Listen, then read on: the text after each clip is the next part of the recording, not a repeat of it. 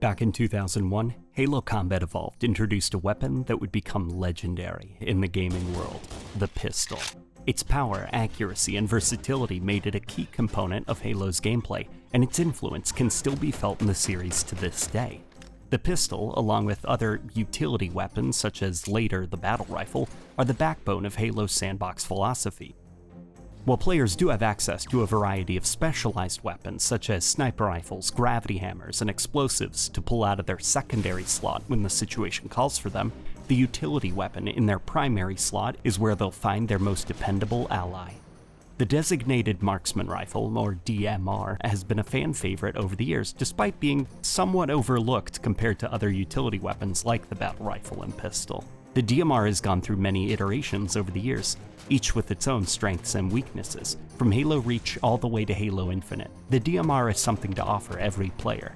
And in this video, we'll take a closer look at the history of the DMR and explore its various incarnations. If you're a fan of Halo or just enjoy learning about video game weapons, consider giving this video a like and share it around with your friends. Also, if you're not already, try subscribing. Yeah, I see you. A lot of people watching this very video are not actually subscribed despite enjoying the videos. And hey, it's free. Also, be sure to let me know in the comments which version of the DMR is your favorite. Without further ado, let's dive into the world of the Designated Marksman rifle. But first, I have something special to share with you. My wife is now a gamer. She built her own desktop gaming PC, and the amazing folks over at eWin sent her a brand new gaming chair from the Champion series, made with revolutionary eWin softweave fabric. Let me tell you why this gaming chair stands out from the rest. The eWin softweave fabric is a perfect blend of lightweight and breathable materials, designed to provide the ultimate comfort during those intense moments of grinding Genshin Impact or running a bakery in Lemon Cake. This is the most comfortable chair she's ever had. The ergonomic design and high-density foam provides excellent support for her back and neck, reducing fatigue and allowing her to focus on her game or work. Plus, this chair is fully adjustable. You can customize the height, tilt, and armrest to fit your perfect gaming position. It even comes with a sturdy 5-star base and smooth rolling casters for easy maneuverability. Also, it doesn't have to come in pink, but she likes pink.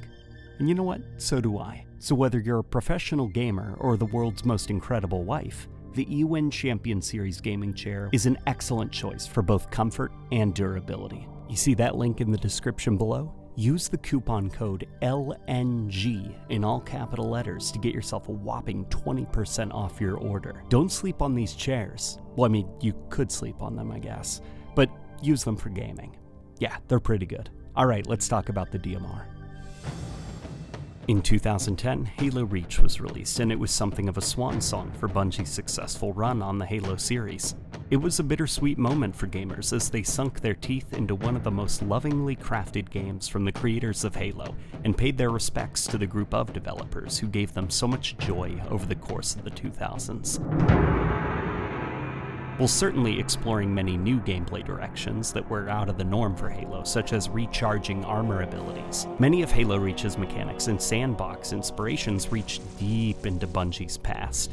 One of the many concepts that returned was giving the players a keystone jack-of-all-trades precision weapon that was a single shot, rather than the burst weapon that players were introduced to back in Halo 2. The Designated Marksman rifle, or simply DMR, was a semi-automatic ranged weapon with a 15-round magazine that takes 5 shots to kill a fully shielded Spartan and 6 shots to kill an elite, given that the final shot is a headshot, of course. In typical UNSC tradition, the weapon is bullpup in design, with dark metal and polymers making up the body, and small glowing lights breaking up the monotony of the dark colors while providing a subtle sci-fi flair to the gun. The weapon is adorned in small details, making excellent use of high-quality texture maps and decals to provide detail and history to the weapon, such as manufacturer decals, warning stickers, and even a rather high-resolution select fire for the late Xbox 360, with the option of the weapon, of course, set to semi-auto. Near the barrel is a tactical mounted flashlight, and above that barrel are some raised sights. Near the handle of the weapon can be found a knuckle guard to protect the operator's hands, whether they be an elite or a Spartan, and on top of the weapon is that familiar cyan analog ammo display that characterizes many of the UNSC's rifles, with an EVOS D-type scope mounted on the top to provide range. The DMR had a highly memorable silhouette with animations and production value that only complemented its design. Per tradition for bullpup weapons, the animations are shared between the assault rifle and DMR for reloading, and when firing, the visual and audio feedback is strong with smooth transients in the audio mixing to make each gunshot pop without being too ear-splitting. And a healthy amount of sparks and dust emit from impacted surfaces, allowing even missed shots to still feel impactful. In the campaign, it's one of the best weapons the player can get their hands on, doing most of the killing while reserving the secondary slot for other situational weapons. It's the primary weapon of Commander Carter of Noble Team, and in an interesting turn of fate, it becomes the final weapon the player uses to defend themselves as the planet falls in the game's final epilogue chapter. Halo Reach's DMR was a weapon Bungie intended for the player to use at medium to semi-long range in the multiplayer, and one of the ways they enforced this was via an aggressive bullet spread system. Essentially, the faster you fired the weapon, the more it would deviate from the reticle, which was communicated via the reticle blooming in size as the weapon became more inaccurate, hence the bloom name. Once you stopped firing, the reticle would reset and the weapon would become accurate once again. When in close range, the random bloom system encouraged players to switch to other weapons, while at range, players had more breathing room to pace their shots and work with the bloom system to land their hits. Killing frenzy.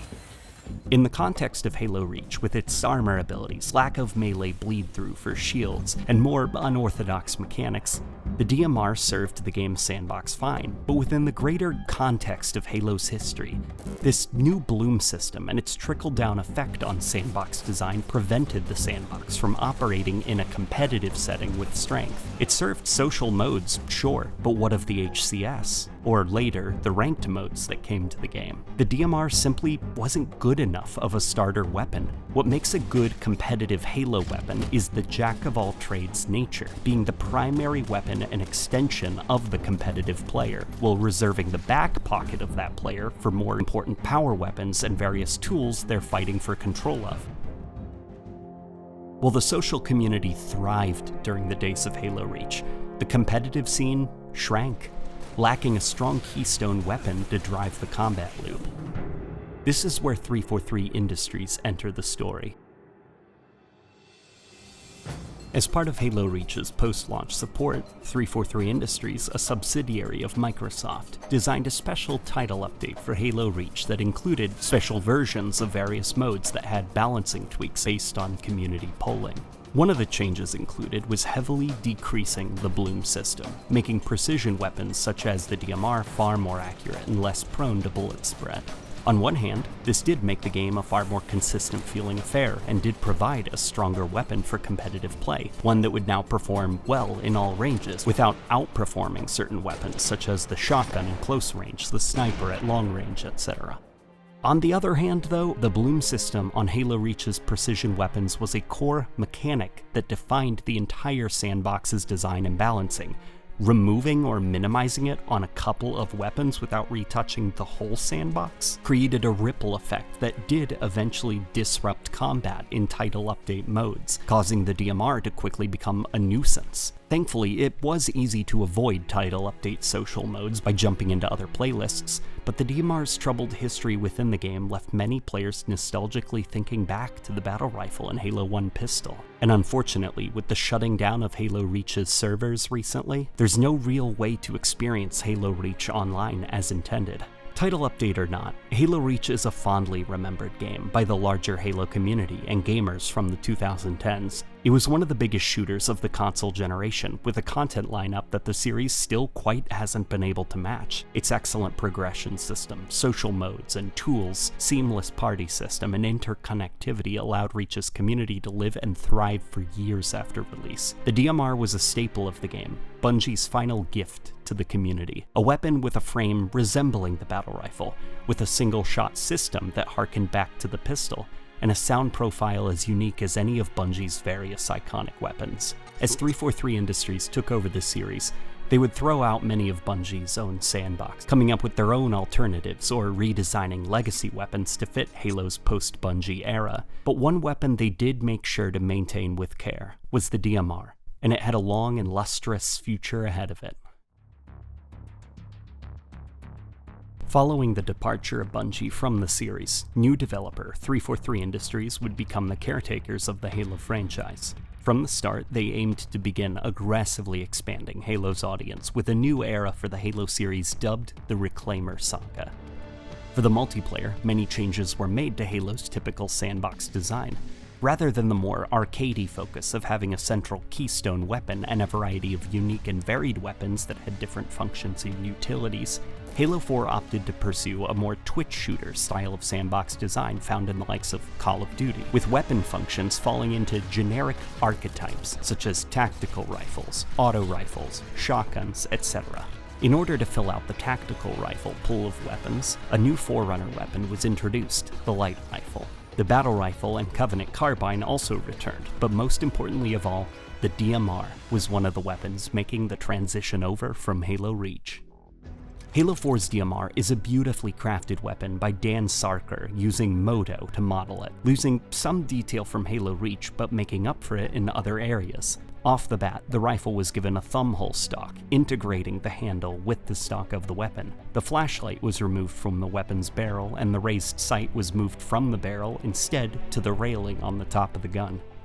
Speaking of which, the rail itself was sunk deep into the weapon, flattening the top of the rifle, and replacing the usual black screen ammo counter with cyan numbers with a green display that had black numbers.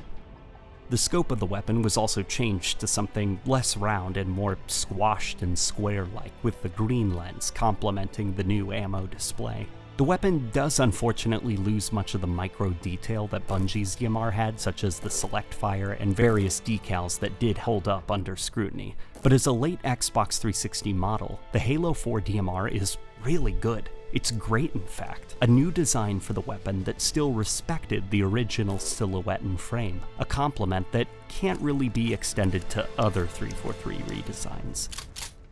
The animations are likewise quite solid as well, with strong posing, and continuing Bungie's tradition of bullpup UNSC rifles sharing animation styles. The sound design is noticeably sharper than Halo Reach's, lacking the smoother transients, which, while making the gun definitely louder, does often lead to a crunchy audio spectrum, which makes it hard to hear things beyond the gunshots due to how overly compressed they all are. Ordnance ready. Unlike Bungie's titles, 343's new approach to Halo Sandbox meant the DMR was much less of a keystone weapon, and more analogous to something like an M14 in Call of Duty, a semi-automatic weapon you placed in your Call of Duty-inspired loadouts due to personal preference, with an emphasis on ease of use in order to fuel the Call of Duty grind of acquiring killstreak wards, now called ordnance drops in Halo 4, which would arm players up with even easier-to-use weapons that gave them back-to-back killing sprees before a death reset everything back to zero, with kill cams to see the player's death just to complete the Call of Duty gameplay loop. Like most games, Halo 4's sandbox balancing had issues, but unlike the Bungie titles, overpowered weapons couldn't simply be removed from online maps in Forge mode. This was a game with a loadout system. Players could pick and choose the weapons they desired on any map they wanted, and what they desired was the DMR. It took about a month for people to notice, but the DMR's powerful damage, well-paced fire rate, and range meant it easily complemented the game's generous bullet magnetism. News of the DMR's ease of use quickly spread, and the DMR became the go-to weapon for loadouts. Combining it with perks such as the sleight of hand-inspired dexterity to speed up the reload time or the toughness-inspired stability perk to reduce flinch could greatly increase the gun's lethality.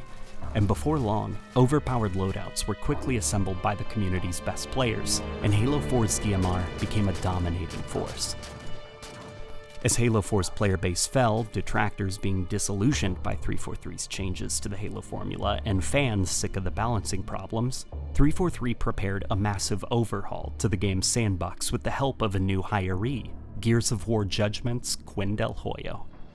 The so-called Turbo update did greatly refresh the game's sandbox and player speed. It didn't fix many of the baked-in issues such as the loadout system or the Call of Duty-like sandbox with its simplistic weapon archetypes, but it was an improvement.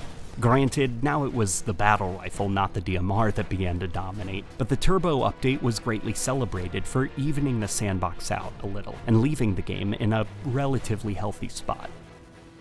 343 took Halo 4's reception well, conceding that the changes to the Halo formula just didn't resonate with gamers, and that going forward, things would be different. And well, things were different, for the DMR and for Halo.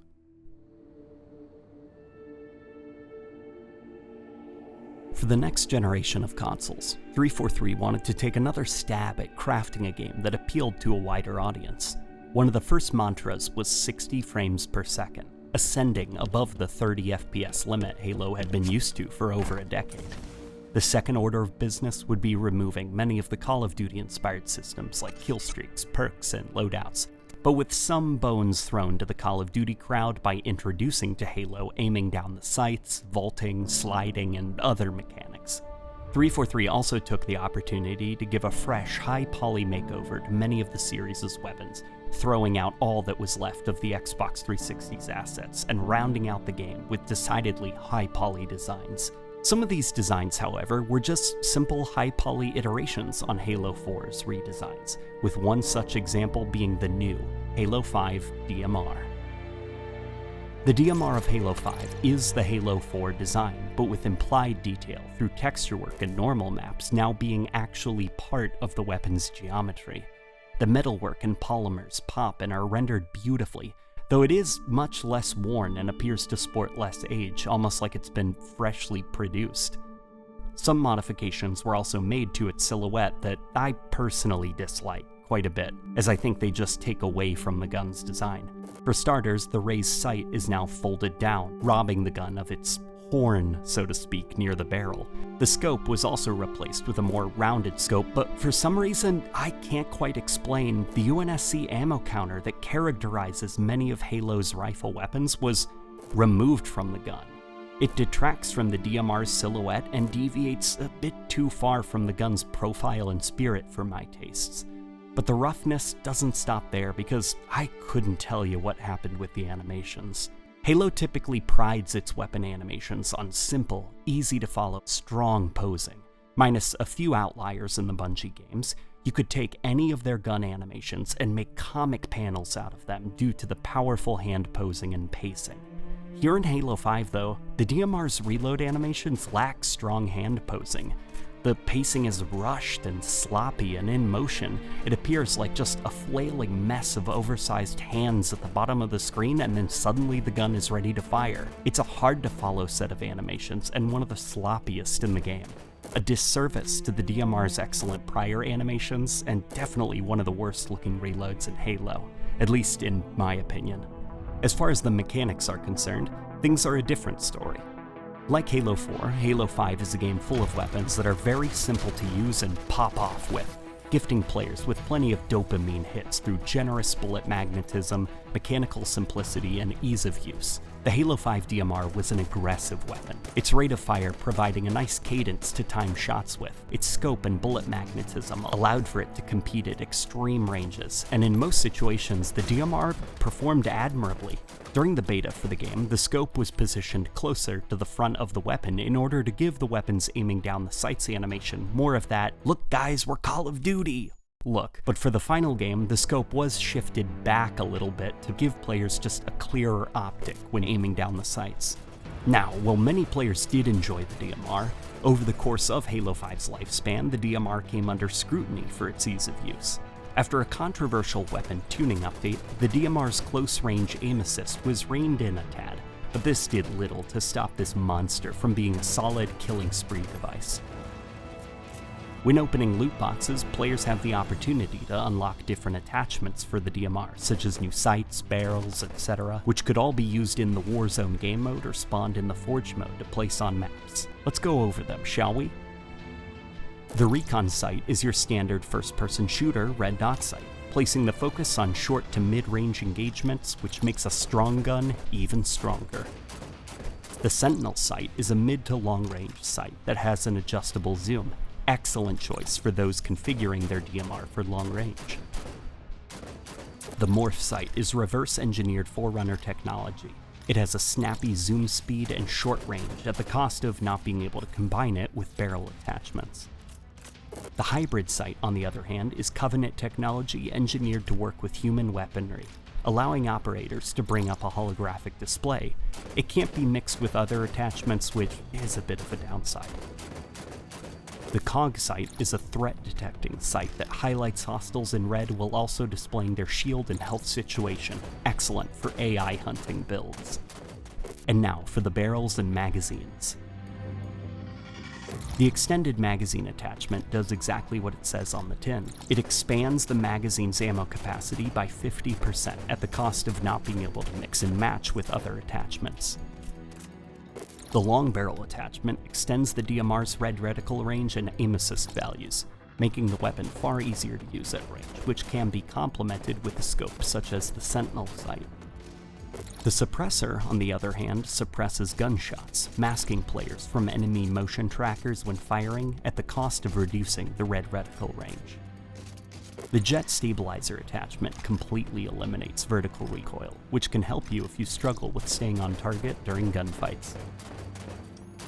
The kinetic bolts attachment increases knockback and damage against vehicles, which can make for an excellent way to pester enemy vehicles from a safe distance. The threat marker attachment lets you track and see enemies through walls once placing a hit on them for a short period of time. The sound dampener attachment suppresses your gun's sound profile while extending the gun's range rather than reducing, allowing you to silently put in work at a distance. The energy bayonet is reverse-engineered Covenant technology that lets players perform insta-melee kills. The Night Blade attachment, on the other hand, lets you knock back incoming vehicles and do extra damage to them, which in a game like Halo is just tempting fate by trying to punch an incoming vehicle. Avoid this one. And finally, the Laser Targeter attachment, perhaps the most powerful attachment for the DMR, as it increases the accuracy of the weapon by making the already aggressive bullet magnetism and bullet curve even stronger around the head area, practically giving you free headshots without asking for much in return. Easily the best pick for the weapon. Halo 5's DMR was a pretty bland gun. It had an ugly design, ugly animations, it lacked the charismatic wow factor of Bungie's new shiny toy in Halo Reach, and definitely wasn't as notorious as the Halo 4 DMR. It was just this boring gun. It was here also that the DMR would take an 8-year sabbatical from the series. But in this 8-year gap for the DMR, it did make a return. Not in a Halo game, though.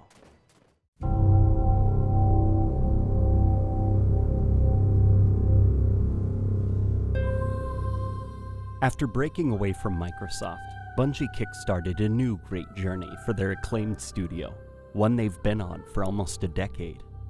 In the world of Destiny, the human race was saved from extinction by a mysterious visitor from the stars, the Traveler. Armed with the Traveler's power, it's up to you, the last of humanity, to protect what remains, and push back the evil invading from the stars. Reclaim the lost wonders of the human race, and, of course, acquire a laundry list of awesome, satisfying guns as you increase your power, topple even more powerful foes, and become legend. Among these weapons is a subclass known as the Scout Rifle. While not being overtly similar to Halo's DMR, things such as the animation set, the weapon class's reticle, and predictable single-shot firing pattern has led many Destiny players to feel reminded of Halo's DMR. Some scout rifles, such as the Mida multi-tool, have extremely similar handling patterns and frames to the DMR, but it all came to a head when Bungie introduced an exotic scout rifle that would overtake the game. In 2020, Bungie released the new expansion, Beyond Light, which ushered in a new year of content for the game, and in the Season of the Chosen, an activity called the Presage was made accessible to players. In this activity, a special exotic called the Dead Man's Tail could be acquired, which is Destiny's first ever lever-action rifle. With its excellent fire rate, great animations, and excellent sound design, the Dead Man's Tail quickly dominated the game's meta. Many patches were eventually able to rein in the Dead Man's Tail, but it's still quite a dependable gun to this day. Back when the gun was released, many players did make comparisons to the Halo Reach DMR in the similar fire rate, sense of pacing with landing shots, and, if on cue, for Bungie's 30th anniversary, a whole host of cosmetics, weapons, and activities were released that celebrated the studio's long run in the game industry, and a skin they made available for the Dead Man's Tail looked oddly familiar. The similar raised front sight, the barrel. There's even a spot here for an absent ammo counter. It may just be a coincidence, I hear you saying. And that could be true, but let's look at the name of this skin for just a second. Dead Man's Revenge, and if abbreviated, it spells out DMR. Cute, Bungie. Now make it available for the rest of us who missed it in the Bright Dust shop.